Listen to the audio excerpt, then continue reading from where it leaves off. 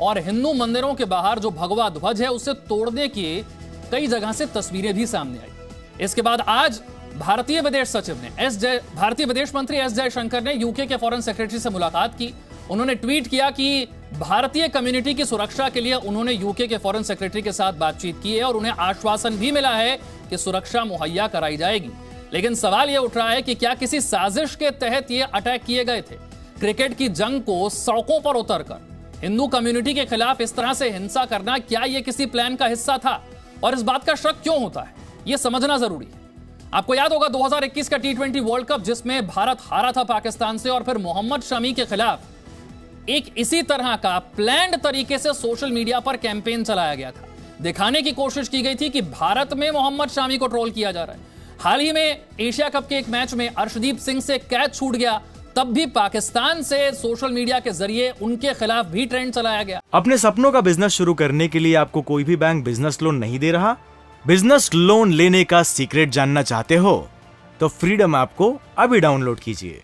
और यह दिखाने की कोशिश की गई कि भारत में अर्शदीप को ट्रोल किया जा रहा है। और अब एक बार फिर से एशिया कप में जो पाकिस्तान की हार हुई उसके बाद फिर वही माहौल बनाने की कोशिश की गई है। संगीत रागी, ये तीन ऐसी घटनाएं हैं, मोहम्मद शमी, अर्शदीप सिंह और फिर पाकिस्तान की हार को लेकर यूके की सड़कों पर इस तरीके का कोहराम, ये बताती है कि कहीं ये कट्टरपंथ पाकिस्तान प्रायोजित तो नहीं है। देखिए, सबसे पहले तो मैं ये बता दूं कि जो मदरसों की शिक्षा है उसमें अधिकांश जाहिल लोग ही पढ़ाते हैं और गरीब लोग को जाहिल बनाया जाता है, क्योंकि गरीब लोग ही वहाँ पर जाते हैं। आपके पैनल पर एक जाहिल और बैठा हुआ है जिसे पता नहीं है कि पूरी दुनिया में इस्लामिक टेररिज्म एक सच्चाई है। संगीत जी छोड़ देते ना, पर्सनल कमेंट को छोड़ देते हैं। उन्होंने भी ठीक नहीं किया पर्सनल कमेंट। मैं रिक्वेस्ट कर रहा हूं कि सर प्लीज पर्सनल कमेंट नहीं करते, मुद्दे पर आ जाते हैं। मैंने इस जाहिल आदमी का नाम नहीं लिया।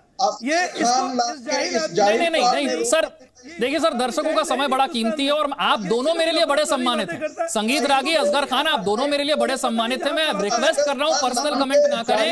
संगीत रागी प्लीज अपनी बात रखिए। असगर खान थोड़ा सा शांत रहते हुए बात सुने, आऊंगा आपके पास। संगीत रागी बात पूरी कीजिए प्लीज प्लीज। इस जाहिल को रोकिए तभी मैं रुकूंगा। असगर खान थोड़ा सा शांत रहते हुए बात सुनते हैं, आ रहा हूं आपके पास। संगीत रागी प्लीज बात पूरी कीजिए और मुद्दे पर संगीत रागी प्लीज। व्यक्तिगत टिप्पणी हमेशा करता है, इस जाहिल को रोकिए। ये मदरसे की औलाद है। ऐसे नहीं चर्चा हो पाएगी। देवकी नंदन जी, मैंने तीन घटनाएं गिनवाई, मोहम्मद शामी को ट्रोल करना, अर्शदीप को ट्रोल करना और फिर एक मैच में हार के बाद यूके की सड़कों पर कोहराम। क्या यह कट्टरपंथ पाकिस्तान प्रायोजित नजर नहीं आता? ये सिर्फ पाकिस्तान प्रायोजित नहीं है। ठीक, संगीत रागी की बात पूरी कर लीजिए। ठीक, ये सिर्फ पाकिस्तान प्रायोजित होता तो मैं बात समझ, यहाँ भारत का हिंदुस्तानी मुसलमान उसमें है या नहीं, ये जांच का विषय है। क्योंकि इस देश के अंदर मुसलमानों के अंदर एक बड़ा वर्ग ऐसा है जिसकी मानसिकता पाकिस्तानी है, उसमें असगर खान जैसा लोग भी है। ऐसे जाहिल लोग भी इस देश में रह रहे हैं जिसकी पाकिस्तानी मानसिकता है। और जो कहता है इस्लामिक टेररिज्म नाम का कोई चीज नहीं है, इससे जाहिल कोई आदमी नहीं है। इस्लामिक टेररिज्म से नफरत कर रहा है जाहिल। नहीं, ठीक है देवकी नंदन जी, नहीं ऐसे नहीं। Audio down please. ठीक है, ये इस तरह की भाषा को हम समर्थन नहीं करते और ना ही दर्शकों के सुनने के लिए ये भाषा है। देवकी नंदन जी अपनी बात रखिए, फिर दानिश कुरैशी। देवकी नंदन। विशाल जी, देखिए मेरी अभी कथा है, मुझे अभी जाना है, मुझे लाइव कथा करना है तो मुझे जाना ही पड़ेगा। लेकिन मैं जाने से पहले कुछ बात आपके चैनल के माध्यम से पूरी दुनिया को बता देना चाहता हूं और हमारे जो भाई साहब बैठे, हमारे मुस्लिम भाई बैठे, उनसे भी एक निवेदन करना चाहता हूं। इसमें कोई संदेह नहीं है, पाकिस्तान ऐसा कोई अवसर नहीं छोड़ता जहां हमारे भारत की छवि को वो खराब करे। हालांकि अवसर होते भी नहीं तो भी वो अवसर बनाता है और भारत की छवि को खराब करता है, सनातन को वो नष्ट करना चाहता है। उसका तो सपना है कि भारत से सनातन समाप्त हो जाए तो हम लोग जाके इसको जो भी है पाकिस्तान का एक हिस्सा बन लाए, जो भी वो चाहता है। लेकिन वो अच्छे ख्वाब देखे, अपने लिए देखे, सपने देखने में कोई बुराई नहीं है, वो देखता रहे। उसके सपनों को चूर करना हम सबकी जिम्मेदारी है जो भी यहाँ पर रहते हैं, जो भारत की भावनाओं का, भारत के सम्मान का, सनातन को सम्मान देना चाहते हैं, वही सही मायने में भारतीय हैं। पहली बात। दूसरी बात, देवबंद में जब भी कोई बात होती है, देवबंद से फतवे निकलते हैं। इंग्लैंड में सनातन धर्म के मंदिर पर भगवा झंडा मुसलमान भाइयों के द्वारा तोड़ा गया तो देवबंद में जितने भी मुस्लिम धर्मगुरु इकट्ठे होते हैं वो इकट्ठे हों और उन मुस्लिम भाइयों को ये कहें, उनके खिलाफ फतवा जारी करें कि आप लोग अगर हमारे सनातन भाइयों के मंदिरों पर जाकर भगवा तोड़ेंगे, मंदिर झंडा तोड़ेंगे या मंदिरों में कोई नुकसान पहुंचाएंगे तो हमारा आप लोगों से कोई संबंध नहीं, आपको हम मुस्लिम नहीं मानेंगे। भारतीय धर्मगुरु, मुस्लिम धर्मगुरु उन्हें मुस्लिम नहीं मानेंगे। ऐसी मांग मैं आपके चैनल के माध्यम से मुस्लिम धर्मगुरुओं से करता हूं जो भारत के संप्रभुता से, प्रभुता से अपना हित समझते हैं और सनातन पद्धति को, जो सनातनियों को कहते हैं कि गंगा जमुना तहजीब के साथ आप चलिए, उनको तुरंत ये स्टेप उठाना चाहिए। ब्रिटिश सरकार से निवेदन है, जितने भी इंग्लैंड में मंदिर है, सनातन मंदिर है और सनातनी है, उन सब की सुरक्षा उनके हाथ में होनी चाहिए, उनको करनी चाहिए। ठीक है। और अगर वो नहीं कर पाते तो मानेंगे वो सनातन धर्म विरोधी है। दानिश कुरैशी फिर असगर खान। दानिश कुरैशी पहले आप।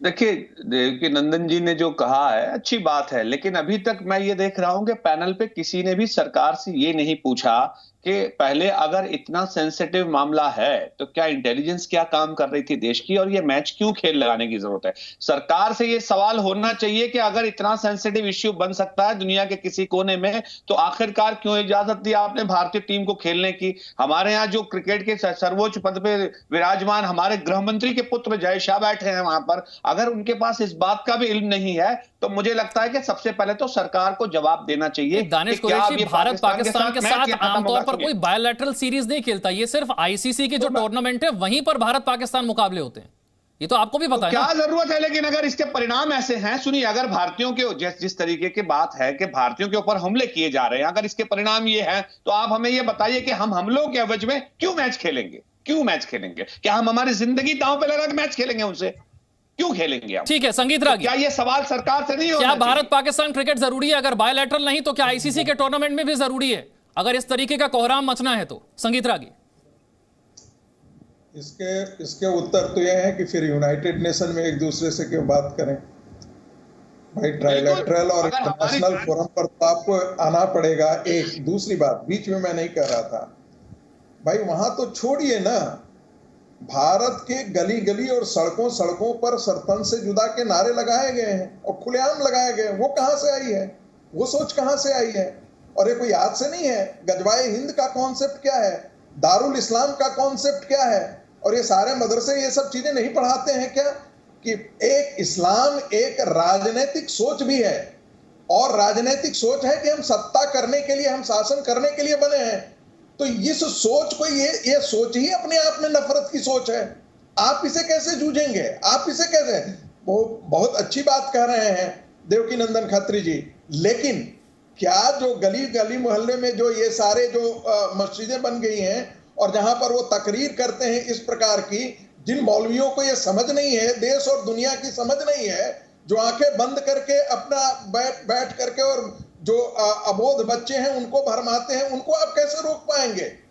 क्या देवबंद के मदरसे जो हैं वो क्या रेडिकलाइजेशन नहीं करते? क्या देवबंद के सिलेबस यहाँ के और पाकिस्तान के सिलेबस एक ही है, एक ही इस्लाम पढ़ाते हैं। आरिफ मोहम्मद खान ने सवाल किया कि भाई 11वीं सेंचुरी का हिदाया बुक जो एग्रेसिव इस्लाम, एग्रेसिव जिहाद की बात करता है, ऐसी चीजें आप क्यों पढ़ाते हैं?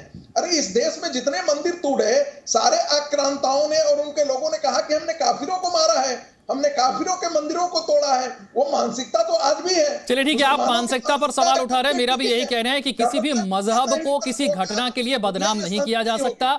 हर मजहब में कुछ ऐसे लोग हैं जिनकी कट्टरपंथी सोच की वजह से इस तरह की घटनाएं होती हैं, और स्थिति इस हद तक खराब क्यों हुई कि भारतीय विदेश मंत्री को ब्रिटेन के, यूके के फॉरेन सेक्रेटरी के सामने इस मुद्दे को उठाना पड़ता है और भारतीय कम्युनिटी की सुरक्षा की मांग उनसे अपील करनी पड़ती है। अपने सपनों का बिजनेस शुरू करने के लिए आपको कोई भी बैंक बिजनेस लोन नहीं दे रहा? बिजनेस लोन लेने का सीक्रेट जानना चाहते हो तो फ्रीडम ऐप को अभी डाउनलोड कीजिए।